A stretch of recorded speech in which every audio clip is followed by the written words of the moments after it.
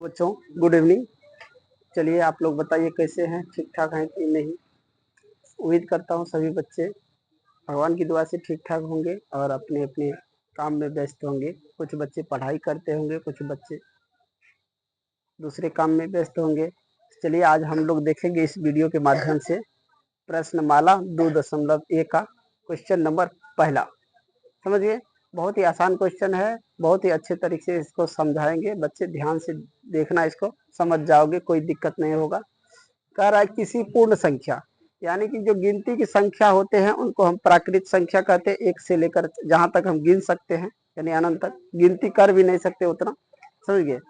तो इसको हम लोग क्या कहते हैं, प्राकृत संख्या। और उसी में अगर जीरो को शामिल कर दे तो वो हो जाता है पूर्ण संख्या। समझ गया। तो पूर्ण संख्या जीरो जिसमें शामिल हो, गिनती की संख्या में अगर जीरो को शामिल कर दे तो पूर्ण संख्या बन जाता है। तो ये भी कह सकते हैं, गिनती की संख्या को भी पूर्ण संख्या बोला जा सकता है। समझ गया। तो वही कह रहा है, तो पूर्ण संख्या समझ गया। किसी पूर्ण संख्या में इकाई अर्थात इकाई अंक, मान के चलो कि एक कोई पूर्ण संख्या है दो, दो गिनती की संख्या में आता है तो पूर्ण संख्या है। कह रहा इकाई का अंक अर्थात एक पूर्ण संख्या का योग करने से निम्नलिखित में क्या मिलता है। अगर अर्थात इकाई यानी एक, यानी अगर ये पूर्ण संख्या तो एक भी तो पूर्ण संख्या है। अगर दोनों को जोड़ते हैं तो अगला क्या आता है, तीन आता है। तो तीन क्या है, प्राकृतिक संख्या है और पूर्ण संख्या है। उसी प्रकार अगर मान को चार है, चार में एक जोड़ेंगे क्या आएगा, पांच आएगा। समझ गया। अब पूर्ण संख्या मान लो दो है, दो को पूर्ण जोड़ेंगे तो दो दो चार, ये भी क्या है पूर्ण संख्या। तीन जोड़ दो ये क्या है, पांच, ये भी पूर्ण संख्या। तो इस प्रकार पूर्ण संख्या को जब हम जोड़ेंगे तो अगला पूर्ण संख्या प्राप्त होगा, याद रखना। समझ गया। यानी कि आप देखें, एक जोड़ेंगे तीन प्राप्त होगा, चार में जोड़े पांच, और अगर पांच में एक जोड़े तो छह प्राप्त होगा, छह में एक जोड़े तो सात प्राप्त होगा। यानी सब में अगर एक हम जोड़ते हैं पूर्ण संख्या में एक, तो अगला पूर्ण संख्या प्राप्त होता है। और इसमें देखिए सवाल में क्या लिखा है, इसमें लिखा है कि यदि प्रतिदिन किसी पूर्ण संख्या में इकाई अर्थात एक पूर्ण संख्या का योग करने से निम्नलिखित में क्या मिलता है। इसमें दिया ऑप्शन में अगली पूर्ण संख्या, वही पूर्ण संख्या, पिछली पूर्ण संख्या, इनमें से कोई नहीं।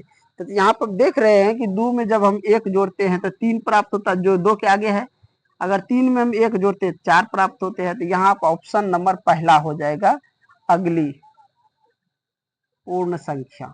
याद रखना, ए नंबर ऑप्शन जो है ये सही हो जाएगा। फिर दो नंबर में लिखा है यदि ए और बी दो पूर्ण संख्या हो तो किस नियम के आधार पर निम्नलिखित कथन सत्य होगा। और नीचे में यहाँ पे दिया है, नीचे में दिया है ए प्लस बी बराबर बी प्लस ए। तो ए प्लस बी बराबर बी प्लस ए, ये किस नियम पर जो है सत्य होगा। तो देखो नियम भी यहीं पे ऊपर में दे दिया है, जोड़ का क्रम विनय नियम।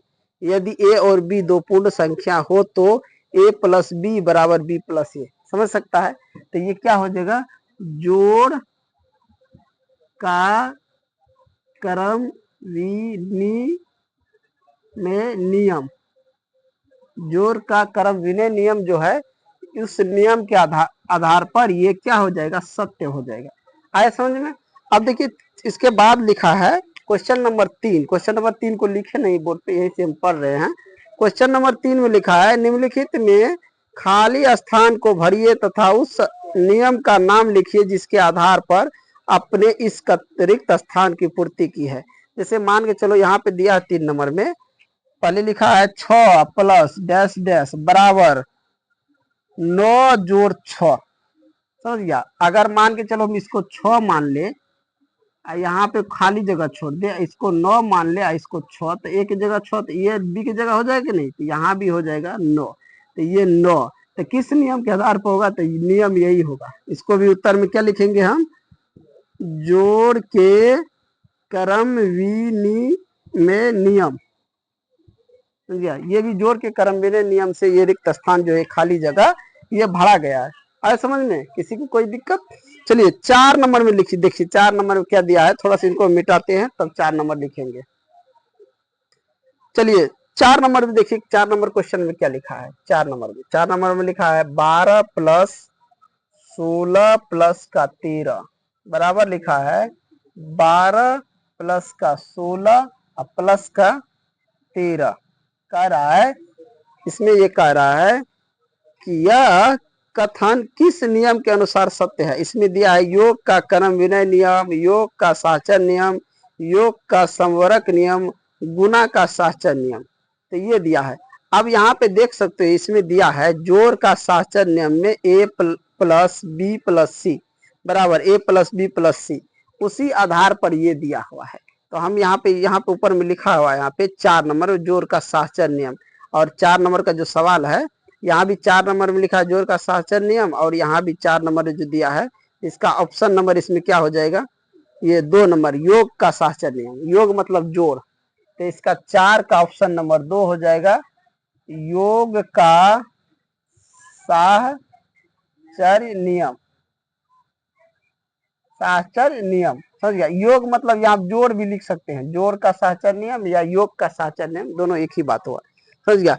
उसके बाद देखिए 5 नंबर लिखा है यदि ए कॉमा बी और सी पूर्ण संख्या हो तो किस नियम के आधार पर यह सत्य होगा। यहाँ पे लिखा है जो क्वेश्चन नंबर 5 में लिखा ए कॉमा बी और सी पूर्ण संख्याएं हो तो किस नियम के आधार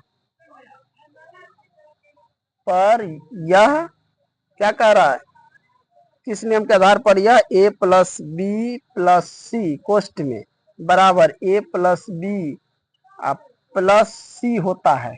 कौन सा नियम के आधार पर होता है? देखो ये जो हम बताए इसको a मान ली, इसको b या इसको c, तो a b c नहीं हो जाएगा। देखो हो गया, यानी 4 नंबर में यहाँ पे देख सकते हो 4 नंबर में जो लिखा है, 4 नंबर में जो लिखा है वही यहाँ पे दे दिया। किस नियम के आधार पर होगा, तो जो 4 का नियम है वही ये नियम हो जाएगा।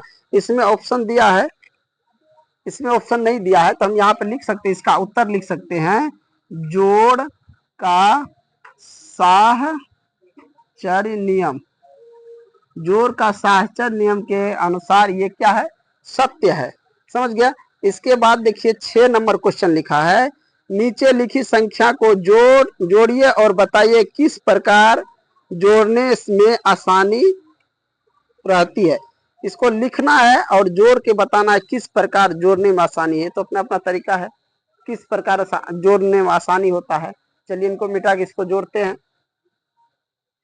चलिए क्वेश्चन नंबर 6 को देखेंगे। क्वेश्चन नंबर 6, अब 6 में देखिए क्या कह रहा है, यहाँ पे दिखाते हैं। देखिए नीचे लिखी संख्या को जोड़िए और बताइए कि किस प्रकार जोड़ने पर आसानी रहती है।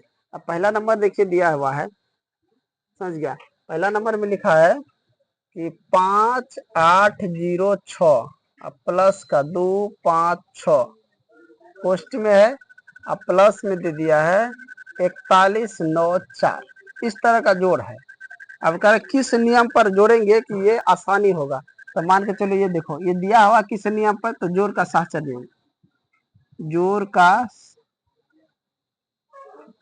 साहचर्य नियम पर दिया है कि नहीं, जोड़ के साहचर्य नियम पर ये क्या है दिया हुआ है। इसको कह रहे किस नियम पे जोड़े कि आसानी हो, तो सबसे पहले इसको जोड़ लो, बाद में इसको जोड़ लेना। तो 6 6 12 के 2, 5 8 5 13 13 1 14, 2 और 5 7 1 8, ठीक है। अब प्लस इसको लिख देते हैं 4194। अब इसको जोड़ लेते 4 2 6 और यहाँ पे 9 4 13 और 1 और 8, 9 1 10, फिर 4 1 5, देखो 50 36 है इसका आंसर। तो इस तरह हम जोड़ सकते हैं, समझे। इसे देखिए सर ये गलत हो गया, इसमें 4 गो है, यहाँ पे देखो इसको फिर से जोड़ना पड़ेगा।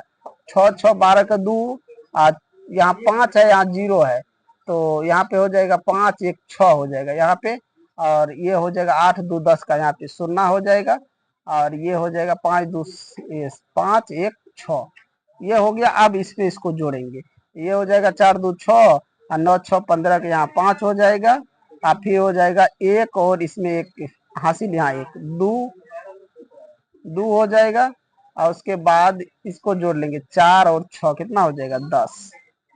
देखो इसका आंसर ये हो जाएगा 10 256 आ जाएगा, समझ गया। तो इस प्रकार ये जोड़ के साहचर्य नियम से जोड़ने पर ये क्या होगा, आसान होगा। उसके बाद और भी है, इसको छोड़ देते हैं। 7 नंबर में देखते हैं, क्वेश्चन नंबर 7 में देखिए, 7 में लिखा है कि जोड़ के साहचर्य नियम का प्रयोग कर निम्नलिखित संख्या को जोड़िए। मान के चलो पहला नंबर में लिखा है 39 प्लस का 8। जोड़ का साहचर्य नियम पे इसको ले आएंगे तो कैसे लाएंगे, 30 में 9 जोड़ेंगे तो 39 हो जाएगा प्लस का 8। तो इस प्रकार भर देंगे, इधर कर देंगे 30 प्लस का 9, बाहर में कर देंगे 8। ठीक है, अब जोड़ेंगे इसको तो ये हो जाएगा कितना, 30 प्लस का 9 8 17। इधर भी 30 9 39 प्लस का 8। अब यहाँ भी जोड़ेंगे तो कितना हो जाएगा, ये हो जाएगा 47। इधर कितना 9 8 17, इधर भी 47। तो इस तरह हम जोड़ के साहचर्य नियम पे ले आए। ऐसे हम सबको बना सकते हैं। फिर देखा 18 नंबर में लिखा है 8 नंबर में सरल कीजिए। ये सबको क्या करना है, जोड़ कर देना है, समझ गया। 8 नंबर में क्या करना है, सबको जोड़ देना है और ये 8 नंबर तक कंप्लीट हो जाएगा। तो अगले वीडियो में अब हम जो है क्वेश्चन नंबर 9 को देखेंगे। 8 को सब जोड़ लेना, अब बन जाएगा 8 नंबर। 9 नंबर हम देखेंगे जो कि अगले वीडियो में देखेंगे। तब तक के लिए जय हिंद जय भारत।